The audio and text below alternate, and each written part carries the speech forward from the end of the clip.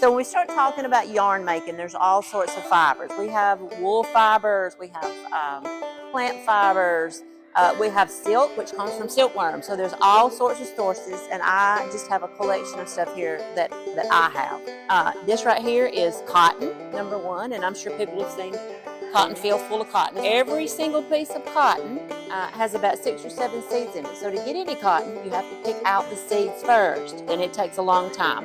But ultimately, here's what you want to spin when you're spinning cotton, and this is called a rolag, and you would just pull from the end and spin from there. Now these next two are from sheep. So this is a border Leicester, which is a sheep that's usually found in the UK.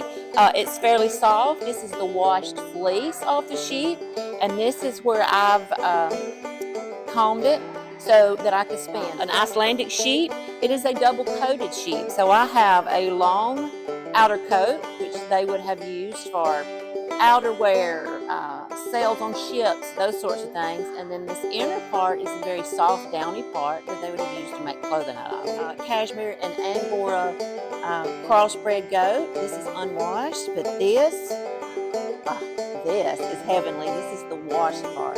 This is a mix of Angora rabbit and merino wool. Now, this right here is raw Angora from 2 Angora rabbits that I own.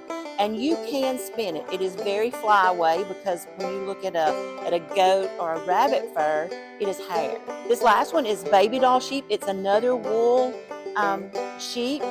And I say a wool sheep because you have two. You have meat sheep and you have wool sheep. Traditionally what you see in Alabama are meat sheep because it's so hot, to have a long head sheep. Now, this is a commercial prep. So some people, that's all they do is raise sheep for wool commercially. Now these are a couple of the implements. These are cards. This is what you would use if I was getting my cotton ready to get it where I could spin it. I would put it on these cards and I would go back and forth till I had all of the junk out of it and I had it the way that I wanted. You use it for sheep that have a longer wool, longer fiber on them, and you just go from card to card. So this is a piece of that Icelandic down there, and you would basically do this right here and you get all of those fibers going the same direction, which makes it a lot easier to spin. I used plants to dye, so I used giant ironweed, I used goldenrod, I used black walnut, I used a couple more things. I can't remember what else I used, but this is my first attempt at dyeing. So you can't just take it and stick it in the dye and it stay on there. You got to pre-treat your yarn, and then you have to put it in the dye, and you have to heat it and all that kind of stuff. So to make yarn, to make string, all you're doing is twisting. It's twisting, and that's what the machine's doing for you. So once I get it started, I just pull a little bit off of this that I have back here in this left hand, just a little bit, and let it feed on. The machine will pretty much pull it off for you and spin on there.